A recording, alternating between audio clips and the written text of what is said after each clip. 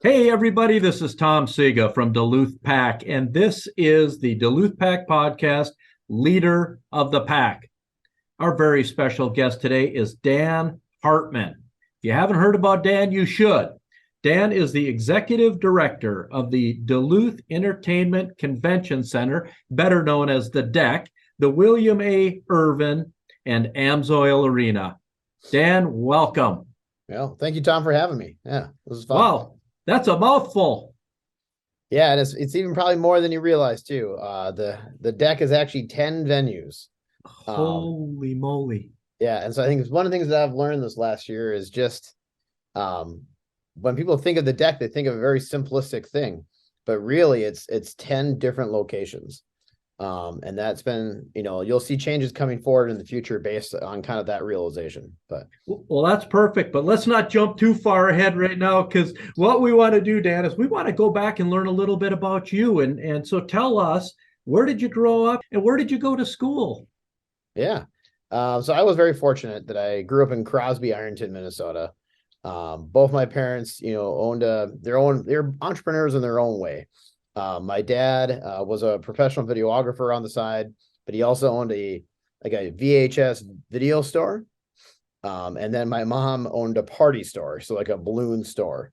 And at one point, I think she had 4 different locations. And both my parents were serial entrepreneurs. When there was that trend of like having pogs, they sold pogs. And so I think a lot of what people see in me really comes directly from watching them develop their businesses over time, and definitely was a piece of inspiration. Obviously, learned some good work ethic from your parents. Absolutely. Yep. And I'm very fortunate that I grew up on a lake, Serpent Lake in Crosby. And so I think that lake culture is bled into me, and that's why I love Duluth so much. It's just a bigger lake, but yeah. Yeah, we have a small little lake out the back door. Actually, your office, I'm assuming, overlooks the lake right there. Yeah, I got the harbor, so that one's pretty sweet. Yeah. Oh, that is awesome. So you went to college. Where did you go and what did you major in, Dan? Yeah, so I'm that weird classic story of a Crosby kid who went to what we refer to as Crosby East or West. It was UMD. And so went there for my undergrad, eventually went there for my graduate degree as well. I'm a Bulldog through and through, and exactly. Got to have a little pride in that. And to be fair to that, I should give my sister credit. She's the one who introduced me to that school. She's 7 years older than I am, but I definitely fell in love with that school from a really early age. And I'm proud of my time that I was there as well. What was your major? My first major was marketing, and I did that for a while. And then I wanted to teach social studies. And then I realized that I don't like kids. And so then I wanted to teach college history, and I got into that. And then in between that and my graduate school, I got into politics. And so my eventual graduate degree was advocacy and political leadership, which really was a mixture of, I would say, nonprofit leadership skills and legislative skills, which I think ties nicely into things that I've been doing for the last 15 years. Let's jump into a little bit of that, because I see that you were the curator at the Veterans Memorial Hall. Can you tell us what is that and what did you do there? Yeah, so that was kind of a pretty fantastic job coming out of college. My role was to tell the public the stories of our local veterans in northern Minnesota. And I think that job, more than anything, really introduced me to Northeast Minnesota. I'd have to travel up the North Shore to meet with veterans. I'd have to travel all over the Iron Range to learn about that. And, a lot of people are like, how do you know so much about the region? It's because of that job. I mean, that's where, me and a couple of my colleagues and some of my interns, we really had fun kind of helping assist other smaller historical societies too. You do a 2-hour interview with a veteran, man, you really understand some of the horrors these guys went through. And, I think in the end, I bet I interviewed probably nearly 100 vets or more. And it's a pretty gut-wrenching thing to go through, because most of these guys interviewed did not have pleasant times. So I always will have a special place for veterans because of that. And in Duluth, we actually have a Congressional Medal of Honor winner, Mike Collalillo, who passed away several years ago now, but Yeah. right here in Duluth. Yeah, I interviewed Mike. Mike was a great guy. He was almost too nice of a guy. I met him at his house, and I was, very young, very honored to be there. And he kept trying to make me a peanut butter sandwich. And I'm like, Mike, I'm fine. You don't have to do this. No, you're in my house. I need to make you some food. And I'm like, no, Mike, let's just sit down and do the interview. You do not need to do anything for me. This is weird. And I finally convinced him not to do it, but he was just a sweet, really humble guy. But I mean, honestly, he's one of many, I shouldn't say many, one of several Medal of Honor recipients we have. The great thing about Mike is that he lived through the action. So a lot of Duluthians remember him. But, there's another folks like Henry Courtney that died in the action and are buried up on top of the hill that most people don't know about. And so I think, what was great about my role is my job was to get some of those stories out so at least more people could hear about it. And there was an exhibit on Henry Courtney. I think he used to be at the airport, honestly, probably until a couple of years ago. And so it's always good to see that people were trying to remember a lot of these folks that people have forgotten. Oh, that's wonderful. Yeah, but that was, I think, my first 8 years after college was in that role.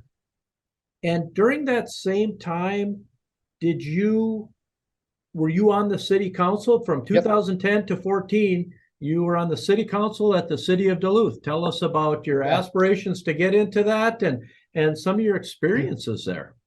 Yeah, I'm a weird political guy in that when I was in college, I didn't really take a political side.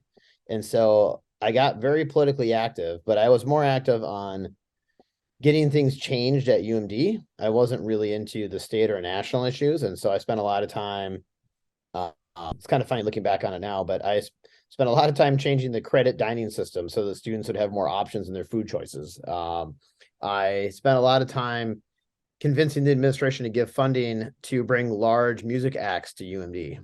And then one of the last things that I worked on and spent a lot of time on it was getting Amsoil Arena built. And yeah, I used to go to the Capitol at least once a month my senior-ish year. And yeah, I spent a lot of time fighting for that building. So it's kind of cool that now I can direct it. Well, that's one of the questions I had, because that goes all the way back to your passion for, which is now Amsoil, which you direct that. Yeah. But as a senior in college, what really did you feel your purpose was to really try to drive that and push that in the city of Duluth? Yeah, I mean, as a student of UMD, it was just very clear that we needed a new arena. And at the time, I've always been a Bulldog hockey fan, but I'll be honest, I've always been a bigger music fan. And so I personally really like the idea of building a new venue to get some more music to Duluth. And that, to be fair, that was the sales pitch that Dan Russell got me on. And I remember, so we fought really hard to get that passed through the students in the referendum. What a lot of people don't know is that the website for the vote yes referendum for the Amsoil Arena, the website was built by my roommate. The logo was built by my roommate. And so I was heavily involved with Dan Russell and Steve and some of those early voter referendum things. And to this day, I'm proud that it's the single largest voter turnout in a non-presidential election for a vote. For a vote to have a new arena built right here up in Duluth, Minnesota. Yeah. So it was kind of fun, but it was, there was a conversation I had earlier in my tenure as a director of the DECC, and someone from UMD was saying the only reason this is built is because of Bulldog hockey. And I'm like, no, I was there. It was concerts too. It was, well, and a lot of hard work and a lot of sweat obviously goes into doing what you're doing when they're looking at building a tens of millions of dollar infrastructure in a small town. Yeah. And, it was important from day one that, I don't think there would have been even enough votes on campus to pass it if it was only a hockey facility. The students, honestly, were probably even more in favor of the concerts than they were the hockey. And that's on campus. And so, it's just important to know that Amsoil Arena, from the day it was built, was really intended to be an all-year facility, which I think is great because that's good economic development for the city of Duluth. And it certainly is, because you only play so many hockey games there a year. And if you're going to keep the lights on the other parts of the year, you have to find other things to do there. Yep. And, this is Bayfront, but we did a little quick economic analysis for the Trample by Turtle show last summer. And based on the number of people who were out of town and the room rates at the time, more than likely that show alone had a $2 million impact on Duluth. So, I mean, those are really good things for the city. That's amazing. And that's quick money coming in, because a concert's one night, $2 million of economic development and for a one night concert. So that's a win-win for everybody. So tell us about the city council. You run for city council. You win, you get in, you're in there for 4 years. Tell us about the experience of actually running for a political office, because most of us wouldn't have aspirations to do that. Most of us would never win. And then some of the challenges and some of your biggest successes while you're a city councilor. Yeah. So campaign wise, I think campaigns are less complicated than people make them out to be. And I think sometimes a lot of people either lose an election or get frustrated with an election because they overcomplicate it, and they'll react to a small number of people and think that's the entire electorate. And is it hard work? Absolutely. But at the end of the day, I think the thing that people forget is that you need a majority of the citizens to support you. And so making sure that you're always thinking of that larger number is vastly important. I think I've seen a lot of campaigns fail where a candidate will surround himself with, I would say 100, but honestly, it's only like usually 10 or 15. And those are the only people they hear from. And so they think that like whatever they're doing is the greatest thing ever. And then all of a sudden the election happens and like, I don't understand how I lost by 10 points. And I'm like, well, it's because you never talked to anyone outside of your 15 friends. And you've got to aggressively go out there and talk to everybody. I think something that I don't like about the modern politics is this division that we've had. And I know we talk a ton about it on the TV side, but the other side that we don't see is on the campaign front, where you are trained now as a candidate to never door knock the opposition side. You're told to only door knock the doors of the people who are for sure on your political side. And from a marketing strategy, I get it. Like, you only have so much time, so don't waste trying to get people to vote who are probably going to vote against you. But the huge downside to that is you then never hear this other opinion. And so, and you may not agree with 100% of it, but I bet you're going to agree with more of it than you realize. And so I'm always a fan of door knocking as many doors as you can on both sides, so that if your goal is to have a better public policy, you're never going to get there if you truly don't listen to both sides. And so I think this is easy for me to say as a city councilor, but especially if you're running for a district race, like, man, you should door knock every voter you can. And I guarantee you'll be better informed, and you will also leave having a truly better passion for your community. Because I'm sorry, when you door knock 15,000 doors from east to west, you don't have a choice. You get to know the city. When someone complains about a sewer pipe, you're like, I know that house. I know that street. It was an old city councilor named Gary Krause. We didn't agree on a lot of stuff, but we got along well. And I remember him telling me about this like secret part in the park in the Heights. And so sure enough, when I went door knocking, I'm like, I'm going to go check out this park. And so now I've brought my kids to this thing. It's this thing. Everyone's like, how did you ever hear about this? I'm like, Gary Krause. And so it's just, I think it's a very important thing for people who will use big words like democracy, but I'll just say our community, for folks to hear on all sides. Because at some point, someone in the community is going to have something break that they need help with. And it's good to have those relationships available for that. And I will just say, from trying to win a campaign, if you legitimately knock all these doors, you're going to have a good shot at winning. And so I think that at the end of the day is also an important factor in this, but it takes a lot of work.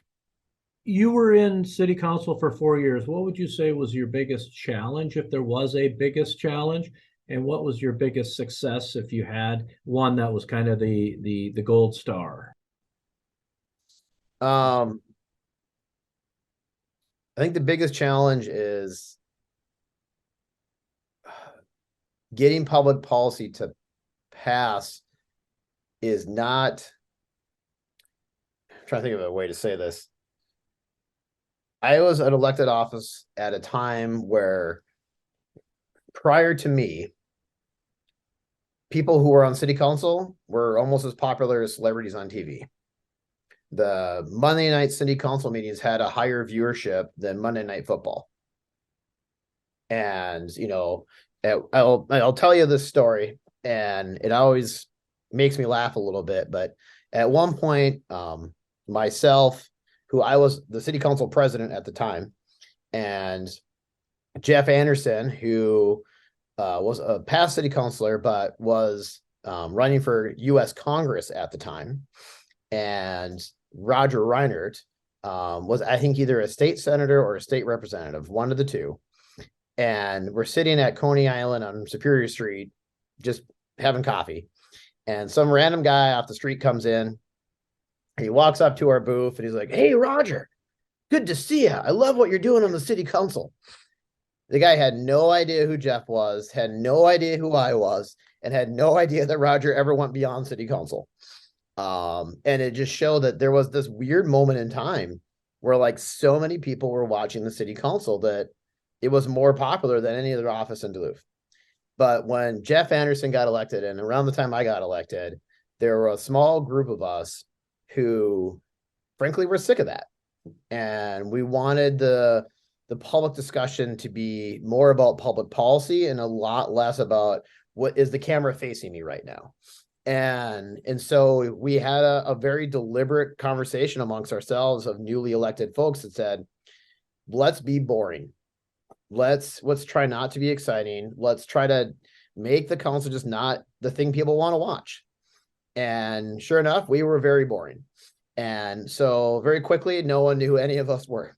And that's a good thing for the city, because it allows us to do more true public policy making. And the other element of that, though, and I think this is a legitimate public policy debate, is that created a vacuum of popularity. And so before, you had the mayor's office sharing popularity with the council, and with the council just kind of becoming quiet, all of a sudden the popularity of the mayor just skyrocketed. And Dom, I think, was a good mayor too. So that combination just like launched into some atmosphere is unbelievable. And to your question, what was my challenge? Our challenge eventually became that we wanted to, whatever policy you want, we wanted to have change. We better make sure Don Ness agrees with it. and that was easy because we're all friends with Don, and Don was easy to work with, but not all the time do we agree. And so it was a challenge to put forward the best public policy that I believed in that may not have been the best public policy that he believed in. And I think me and him really worked well over years to figure that out. And I applaud Don for having the patience, I think, with a young 20-year-old trying to make some public policy. But I think that was my challenge. I think Don did a good job coaching me through that.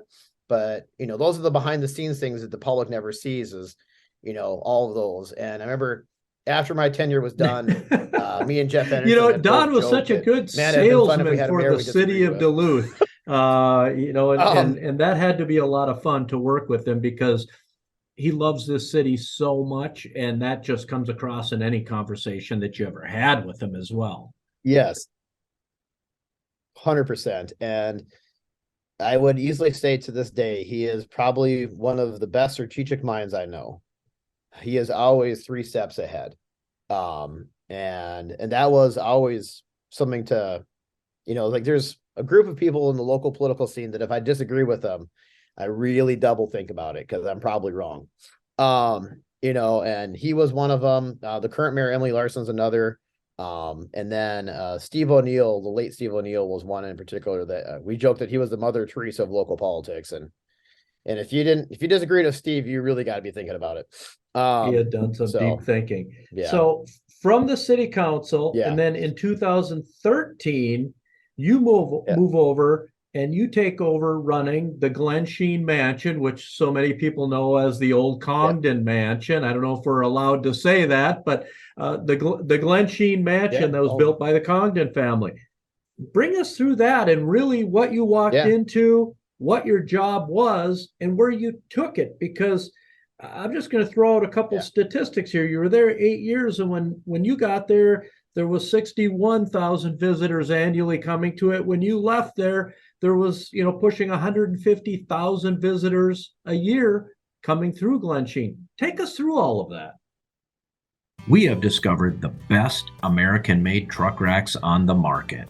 The Minnesota-made truck racks by Spring Creek Manufacturing are built with aluminum and are universal, meaning they can fit most brands, styles, years, and bodies of trucks.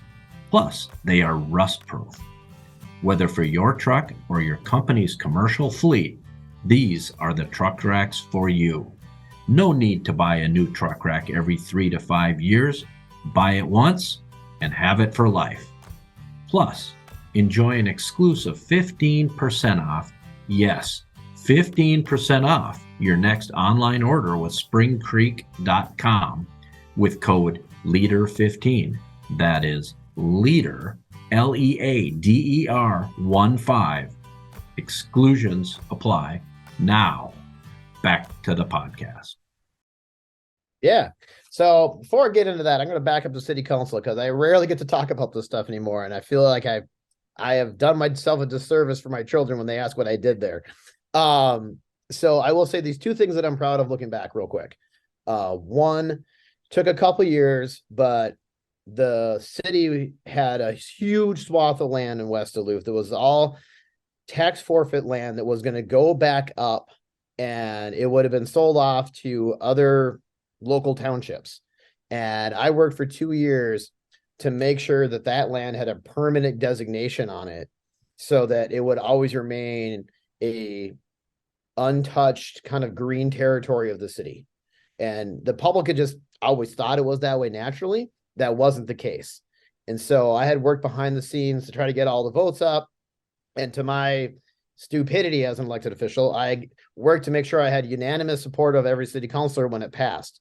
Why it was dumb is then it went on the consent agenda and no one ever knew it actually happened.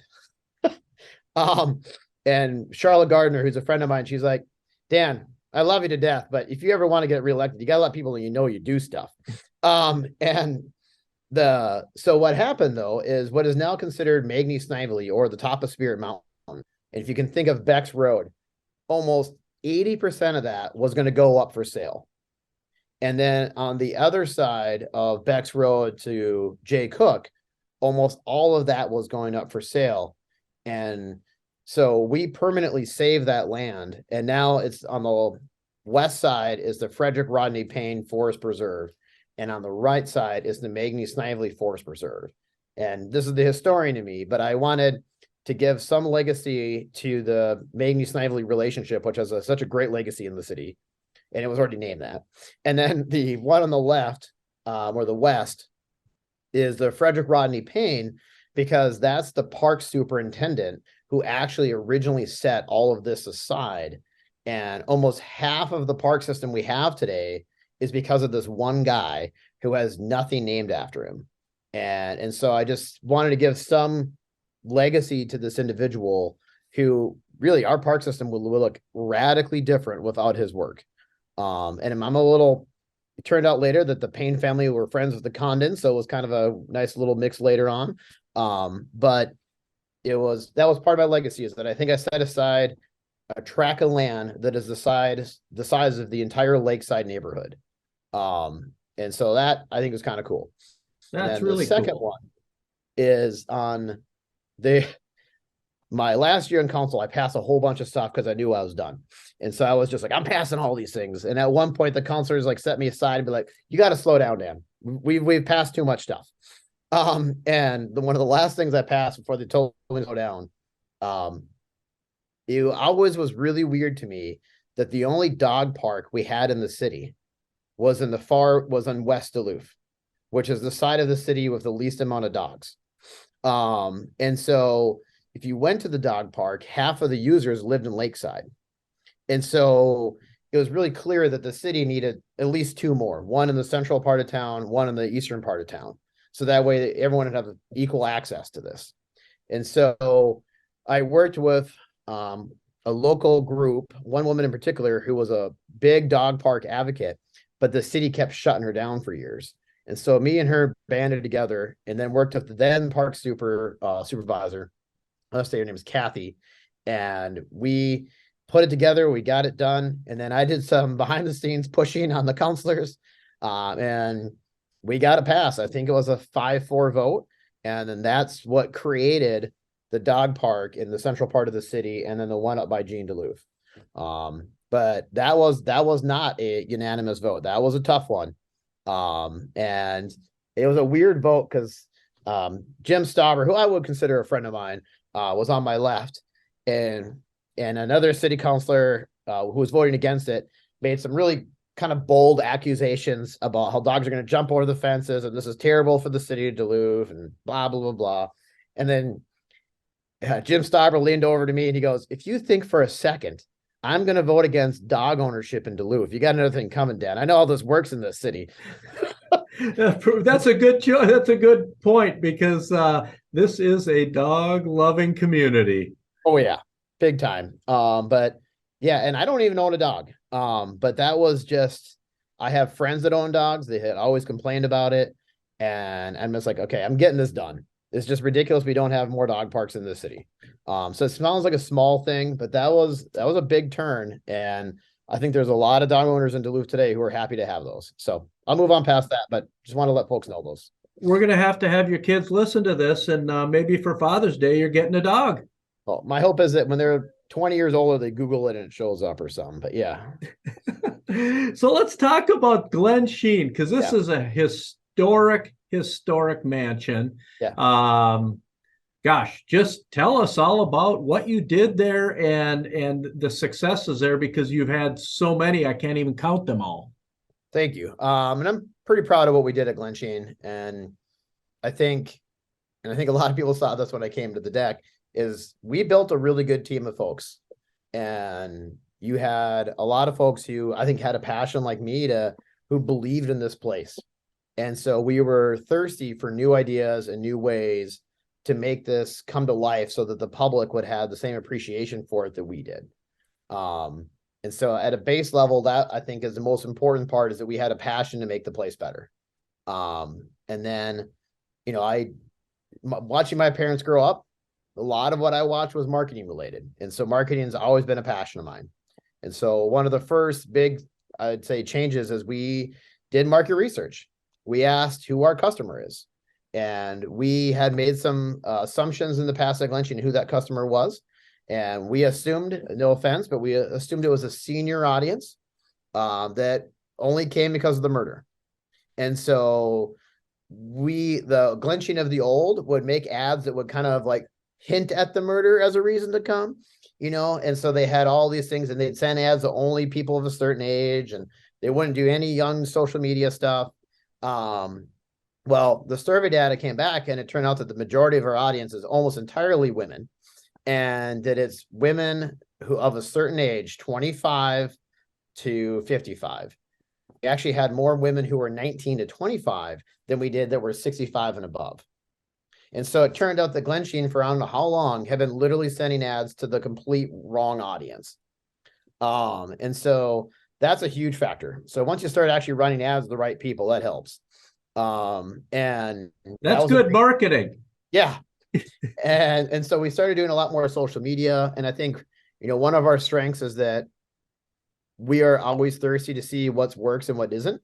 Like we like to see what trends are, but then we like to test the trends and see the actual true conversion results. And I think that's what we're doing at the deck today as well a lot. And that led to a lot of our success. And, one of the things that we found in some of these trends was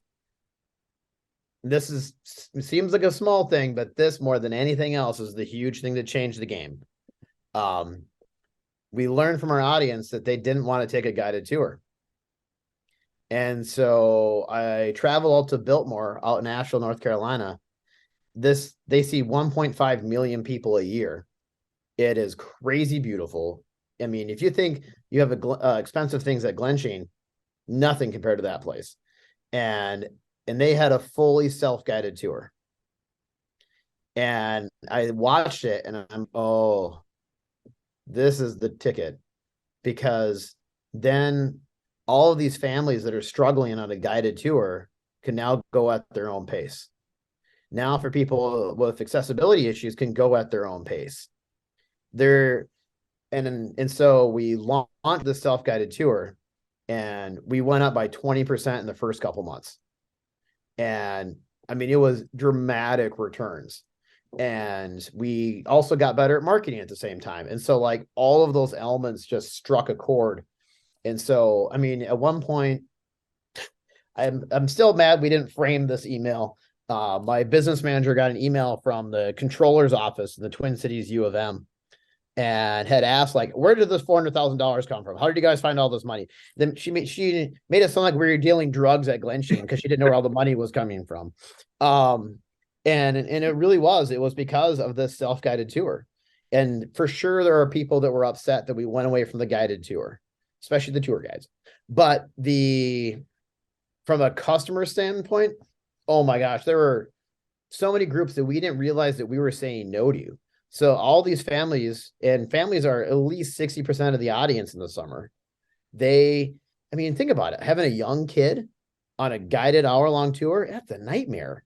And I should have known that. And we didn't even think of how bad that would affect things.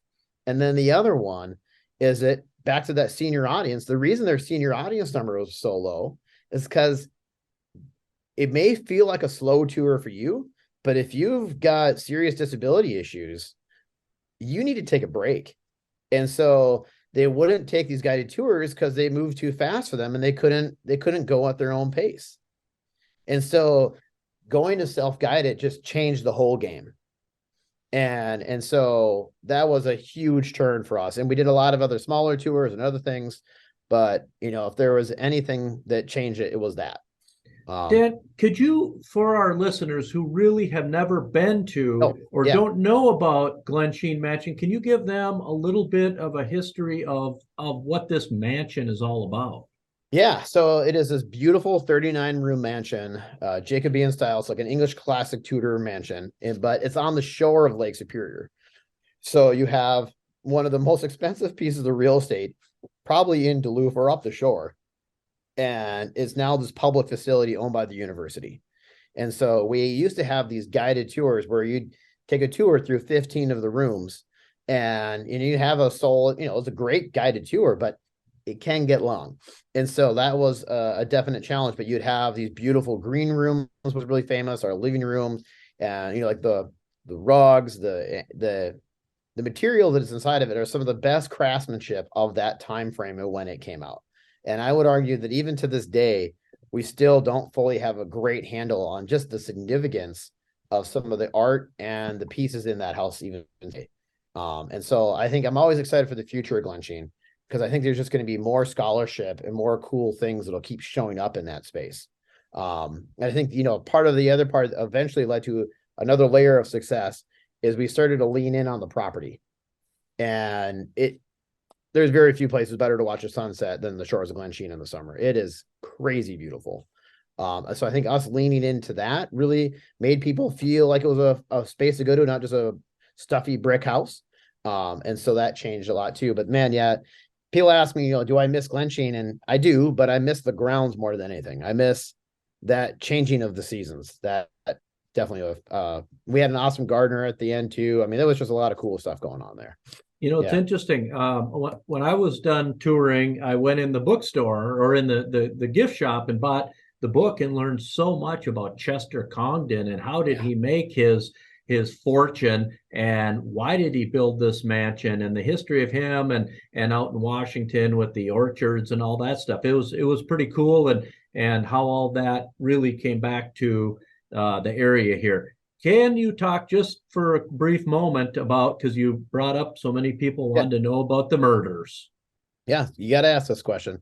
So this was a big part of our change too, is we assumed that the murder was a big selling point. And what we learned in our survey data was 70% of the audience didn't even know the murder happened. And so here we were trying to sell this thing that no one even knew existed, and it actually had caused confusion. Now, after you've taken the tour, everyone seems to have learned about the murder. But before you've arrived, that number was much lower than we expected. And so we were always okay with talking about the murder. I wouldn't say every tour guide was okay with talking about the murder, but we always were trying to get everyone to be okay with it. But that was still a very impactful event for our visitorship, just our conversations. And I don't mean to be a negative nanny on this or whatever the expression is, but like the murder is bad for a lot of reasons. Obviously, the actual death is insanely sad and it's a terrible storyline, but it also accidentally overshadows this legacy that the family had in the community. And I mean, back to the stuff in the house, but like we're still learning the stuff that the family did. It was the Condon daughters and the Marshall daughters that actually set aside the land that is now Bayfront Festival Park. It was the Palucci family who built the stage, but it was the Condon daughters and the Marshall daughters who actually set the land aside.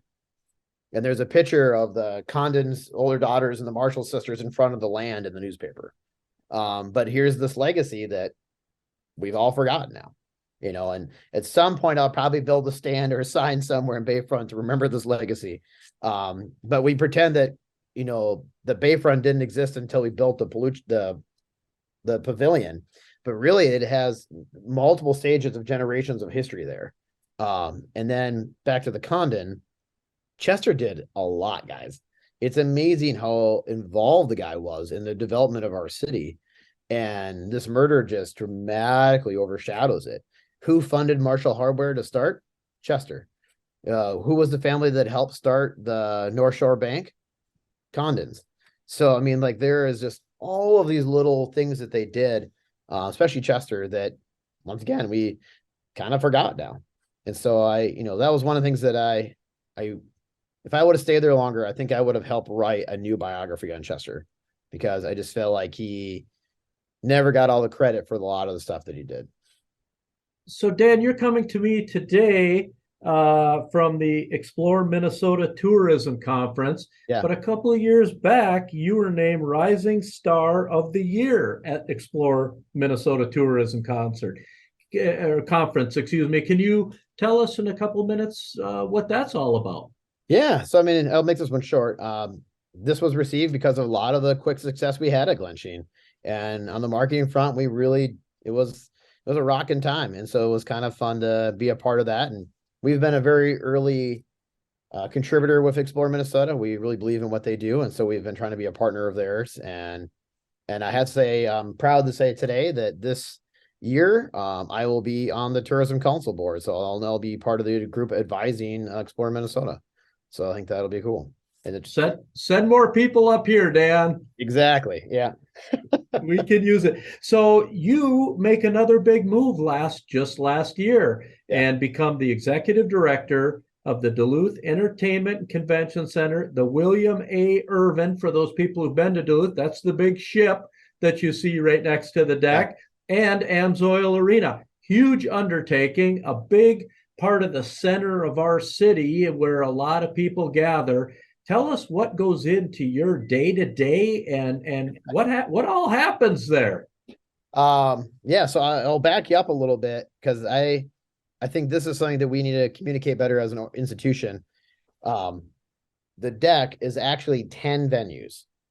So it's the William A. Irvin. We own the property for the Marcus Theater. we own Pioneer Hall, we own Cityside Convention Center, Harborside Convention Center, DECC Arena, Palucci Hall, Symphony Hall, Amsoil Arena, and we manage Bayfront Park. And so you have all of that in the mix. And so when you ask me on a day-to-day basis, I'm always thinking of these 10 things.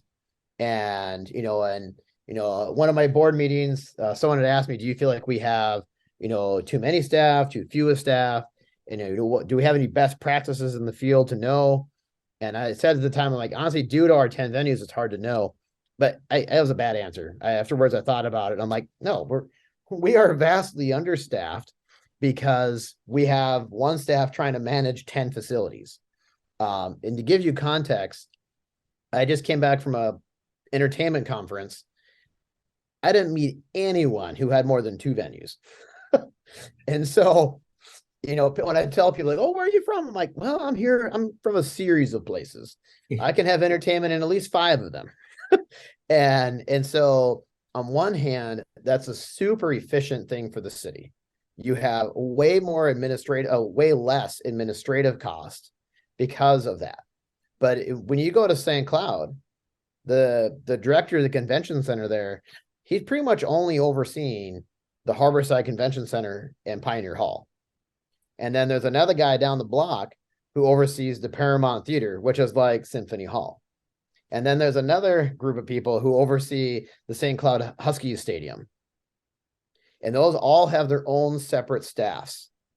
And that's pretty much how the rest of the world is. But in Duluth, we have them all in one thing. And so when you ask my day-to-day, that's what I'm thinking about holistically, is how do we best continue to evolve the team to make sure that we're filling all 10 of these well. Because I would say that's the negative to having one team, is it's very easy to focus on the one big event you have taking up 3/4 of the 10, and then you forget the other 3. So like, for example, we had the sports show. I'm getting too much in the weeds for you. I apologize, but we have the sports show, which took over 5 of the venues.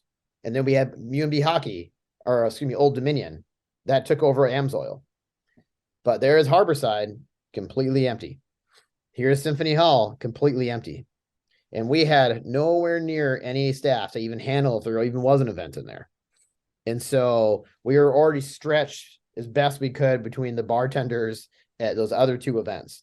So, between the sports show and that Old Dominion show, there were over $200,000 in just bar revenue. So wow. On one hand, that's great for Duluth. On the other, in another community, you would have had all of those facilities filled, all with their own parking apparatus, and you would have had overall more visitorship in the city. And so the model that I'm looking at long-term now is, how do we build up a staffing mechanism that can handle legitimately all of it on at the same time? And that's a staffing problem that we're far from solving.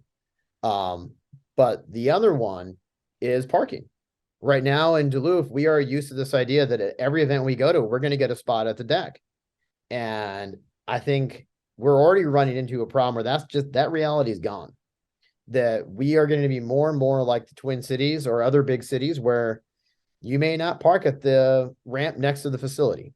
So I think people feel like they're secretly hiding from me when they do this, but I actually like it. A lot of folks will park over 35 and will park in the ramps downtown and then walk across the skywalk. That's fantastic. That helps. And I would argue that does a couple things. A, it makes it easier on my parking ramp so I can get more people in there. But also, my ideal is that someone goes to a restaurant in downtown, has a great dinner, comes an event at my place, goes back, spends the night at a hotel, maybe goes up for some drinks afterwards, wakes up, spends some more money in the town. And so any way I can get people to do those ancillary activities is a win for me.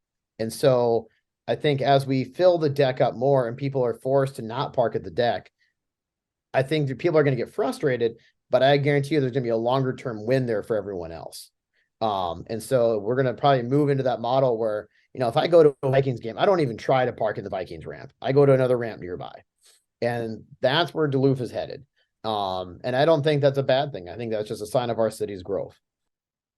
I think it's a great thing, and it only helps. And selfishly, we have a brick and mortar real close to where you're located there, and it only helps all of us down there when you're thinking far enough ahead, where it's like, how do we get more and more people down here? How do we have more of these venues filled? Yep. Because that's, in my opinion, that's why they were built. They were built to drive economic activity and to provide things for Duluthians. And so when they sit empty, I don't feel good about it. So, Dan, over COVID, obviously you guys do a lot of sales conferences that you host there in some of your venues, business meetings in some of your venues, not just, athletics or not just music. And I want to talk about those as well.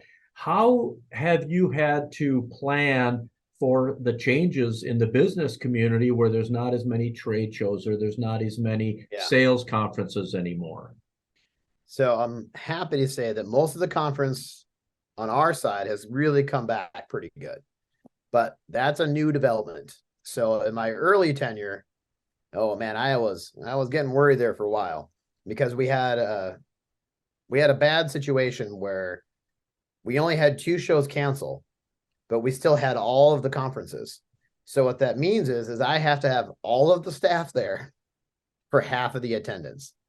And so there was a real, we were getting creative on how we would have to solve that problem long term. Because the deck is, it's like a plane. You still need the pilot. You still need everyone to fly it. But if there's only 10 people on the plane, that plane didn't make any money. Right. And so that was a challenge. But I am happy to say that at the moment, we're definitely solid going back. And that's a good place to be. I'm happy to report that the deck last year, due to some COVID grants and other things too, but we ended up being $600,000 in the plus at the end, where other folks in my community, I won't say by name, they had to go back to their communities for another $200,000, and they had the same COVID grants that we had.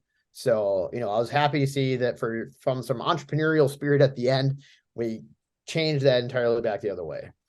But that's, yeah. Well, I just heard something the other day that part of all of this is also the William A. Irvin. Oh, yeah. And can you tell our listeners what the heck is the William A. Irvin? And then I have a follow-up question for you. So the William A. Irvin / Haunted Chip, because they're one and the same. When things were not going well in the spring, we put a lot of eggs into that basket because I think that was the easiest way to make some money quickly. And so I'm happy to say that we took the Irving from $600,000 a year in revenue to $1.1 million. And that made up for a lot of the losses in the spring. But that was, a solid team effort from our property guy and the design team who made, I think, a cooler Haunted Chip than we've had in the past. And then the marketing team going all in on getting media from the Twin Cities. The city's partnership with Belmont, they were fantastic in helping us getting press in the Twin Cities. And that paid in dividends. So, and we made a fast lane. Our fast lane made more money than the regular admission tour. So that was a big part of our success. But I will say, I think there is more and more to come on the William A. Irvin. I think a lot of folks have never taken the tour. And I think that's going to be a thing down the future that people are going to enjoy more. So the Haunted Ship, I think, will grow, but I think the William A. Irvin by itself in particular is really going to be a bigger deal. And so for our listeners, this is like a 750-foot long ore freighter. Yeah. So whenever I'm having conversations with my convention center friends, they're like, and you own a what? I own a ship. Yeah. But we talk about putting bands on top of it. We want to have maybe a movie night on top. But it's just this beautiful piece of history that's right in the heart of our Canal Park downtown area. And, in some ways it's probably one of our city icons. And so I think this can be a fun thing to celebrate as time progresses. Well, you stole my question there, that I heard you were going to possibly do movies up on the deck of the ship and also have concerts up there. I will sign up for a concert to go up on the deck of the ship and watch a concert. It's a cool view from up there too. So How do you sell something like that to an artist for the venue? That, I mean, how are we going to pull this off? So that's actually easier than some of my other venues. When we've talked about this with certain agents and promoters, they're on board right away because they know that it's a cool new thing and it'll have an extra bump on their attendance. I have a much harder time selling internal staff who have to move all the supplies on top of the ship. But I think that's where that's coming down the pipe. And I think that's the fun thing on the entertainment front is that we're really exploring the idea of putting artists and activities in different spaces of the deck that people don't even know that we could do that at. And I think that's going to be a fun thing the next couple of years as people see the deck used in different ways. So, Dan, what's the future of all of these venues that we're talking about? 10 venues. Folks, we're talking to Dan Hartman, Executive Director of the Duluth Entertainment Convention Center, William A. Irvin, the ship we're just talking about, Amsoil Arena. What's the future? You talked a little bit about concerts. Yeah, so I'd say part one is I need the community itself to feel more of an emotional connection to these spaces. And so you'll see more and more accessible free events to just get Duluthians and the public to care and know these things exist. So we have these sunrise coffees, we did big movies events, but you'll see more of these activities where they may not draw a huge crowd, but the whole idea is for you to slow down and just see these spaces for what they are. So that's goal one.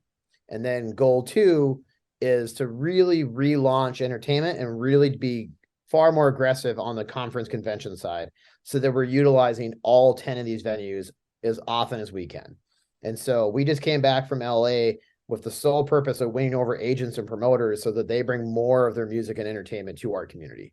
And so there's a couple bands that I'm working on that I wish I could tell you, but like I will be a happy person if those bands show up. And so I'm pumped about the Bon Iver announcement on Monday and also the Doobie Brothers. Once again, kind of my Crosby roots, but Doobie Brothers is a big band back there. So I think that's going to be kind of cool to see too. But that future, I think my hope is that in 10 years, people see the deck as this constant machine that's building for the community, but it's also a place that they have a connection to. They feel like it's not like right now it has, I would call it transactional relationship where you come in for the show, you're not really paying attention to the facility, and then you leave with the show. I want people to have if they have to choose between Doobie Brothers in the deck or Doobie Brothers in the cities, they always choose the deck because they just know it's going to be better here. And so that means changing the experience. It means having people care about the facility. And so the third leg of this is I'm spending a lot of time on making sure that your just general experience is significantly better. So I didn't talk about this on the Glensheen front, but part of the reason we also continue to get into increase in attendance is that we just became one of the most innovative museums in the country at the experience you had on tour. And that's why I'm proud that when I left Glensheen, we were getting featured on the National American Associated Museum stuff because we were leading the game. And my hope is that we will start to lead the game in this conference, convention, entertainment sector as well. And I will predict that it's going to be through this experiential stuff. So like now we are trying to have a specialized custom featured drink for every event. So, like when there was a Simon and Garfunkel show, there was a Hello Darkness was a drink for that night. Like I want to work with UMD. So for the Bulldog hockey, they'll have their own specialty things, but we want there just to be a little like an extra thing to anything you come to at our space. So more and more to come on that front, but we had so that's going to be fun down the pipe too. That's really cool. And thank you for your vision. Somebody who lives and works in this town for the vision, because we want to see all of these things successful and under your tutelage. I'm quite certain they will be, Dan. We want to take a whole different segment here and change directions. We're going to go into what we call our packed questions segment. So now we're just going to ask some direct questions, not about business so much, Dan, but about you personally. Yeah. What's your favorite hobby outside of work? I would say at work, but no, realistically, it's probably reading newspapers. I read 3 newspapers a day typically. And I seem old school in this, but it's print editions too. So I get New York Times and the Star Tribune delivered to my house every day, and the DNT. And I think that's probably my hobby, because I spent a lot of time doing that. So where is the favorite place that Dan Hartman has ever traveled? Oh my gosh, that's a really hard question. I'm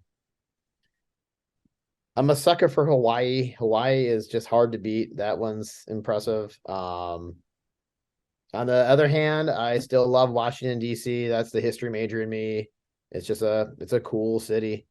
And it's weird to walk by the president's house and know the president's possibly in there. I'm excited to bring my kids there. On the other hand, and it sounds like a corny answer, but I love the North Shore. The North Shore is just, I think, an awesome place, and it's why I live here. So like that, yeah.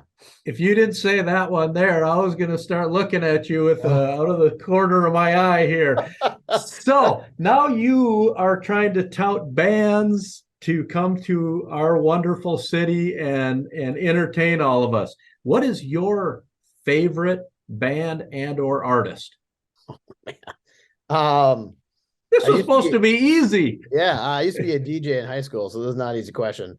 I used to really like Radiohead, the band, a lot. And if you come to my office, I'll have a giant poster of them in my office. But yeah, I listen to quite an eclectic mix, I would say. I'm still not the biggest country fan, but I will say I saw Travis Tritt last summer, and he was probably one of the best acts of that summer lineup. His guitar solos were very impressive. His Charlie Daniel covers were great. I've been listening to a lot of Chris Stapleton lately on vinyl. He's pretty awesome. I'm very excited for Bon Iver to come up. His show 2 years ago was the best of that summer, so I think he's going to put on a good show. And I'm a Trampled fan. I mean, I don't know how I couldn't be. So, well, from being up here, you have to, right? Yeah, I mean, we went to parties together in college. So yeah, we're all the same age. Yeah. There you go. Yeah. So folks, our guest today has been Dan Hartman. I cannot believe we've gone through our time already, Dan. This has been so inspiring and really cool to be from this community on all of the great things that you do and such a advocate of our community, and to get more and more people to come here. We appreciate it. Dan Hartman, Executive Director of the Duluth Entertainment Convention Center, William A. Irvin, Amsoil Arena, and 7 other venues right up here. Dan, thank you so much for your time today. Thanks, we Tom. appreciate it. And folks, until next time, unplug from the indoors and recharge in the outdoors.